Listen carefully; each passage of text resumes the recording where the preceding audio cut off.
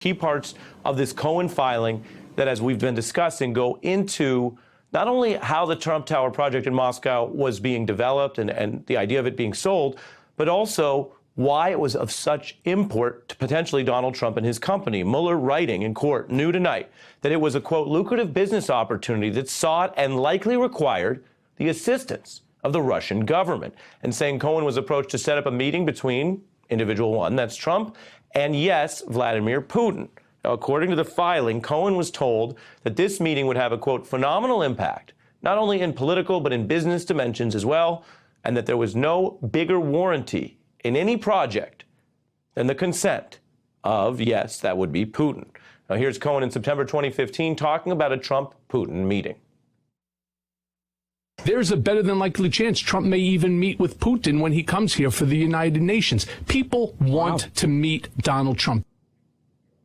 Yes, they do. I'm bringing in former U.S. Ambassador to Russia, Michael McFaul, who we've asked to call in so we can have the benefit of his analysis by phone. As I mentioned, Neil Katyal still with me for the law, and Ken Dilanian, who's been reporting out the Manafort piece and other parts of this story. Ambassador McFaul, this is a legal document, but it's also in many ways a peek into the national security and counterintelligence premises of the special counsel probe, something we don't often see. In your view, do they check out? And what's your wider reaction to what we're learning?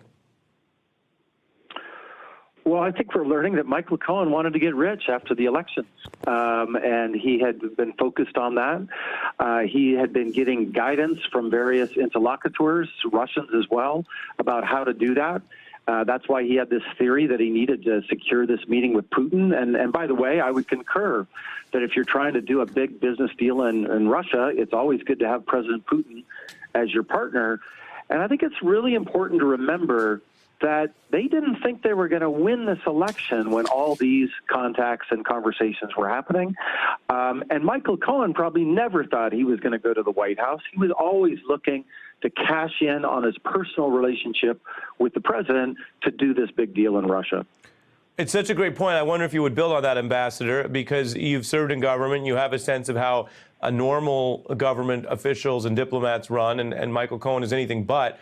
This was a man who, according to the evidence that we have, didn't think Donald Trump was likely to win the campaign, although he took all sorts of acts on Trump's behalf, and didn't think he was going to end up in jail either based on the reckless conduct. And yet, in a way, both those things are on the table. I mean, Donald Trump having won and prosecutors recommending 4 years. How does that contrast to, say, the way it's supposed to be done when people that might be in your position or are advising presidents in campaigns get into this murky world of becoming targets or becoming of interest to foreign officials? Well, you know, I worked on Barack Obama's 2008 campaign. And let's just be clear. You said normal, right?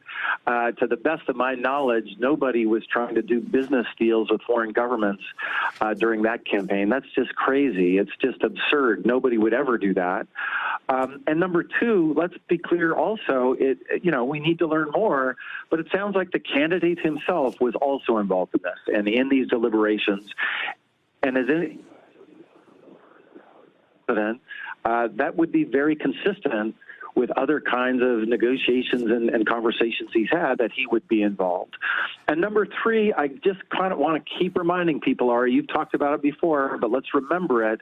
The same interlocutors that they have in talking about doing, what they're calling in these documents, the Moscow Project, are the same people, the Agalovs, who are the ones arranging the meeting in June 2016 to help Trump win. Allegedly, let's keep adding that adverb, providing some kind of compromise on Secretary Clinton to try to help him win. It's the same group of Russians that they're dealing with.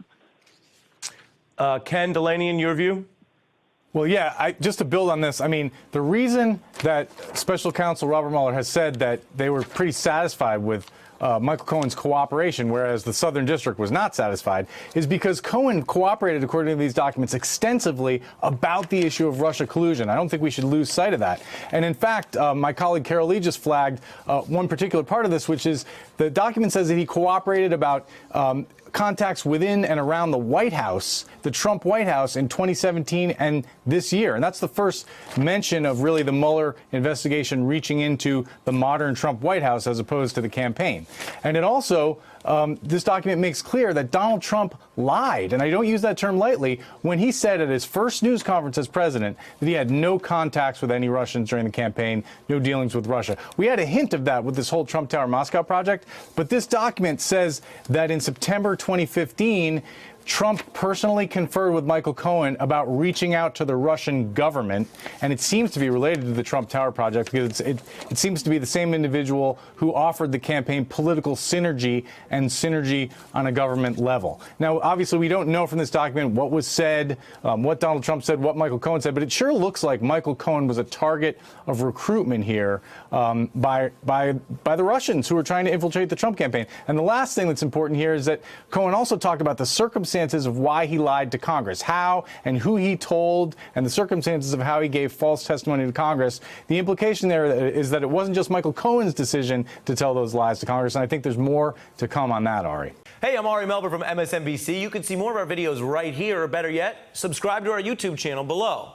You could have been anywhere in the world, but you're here with us, and we appreciate that.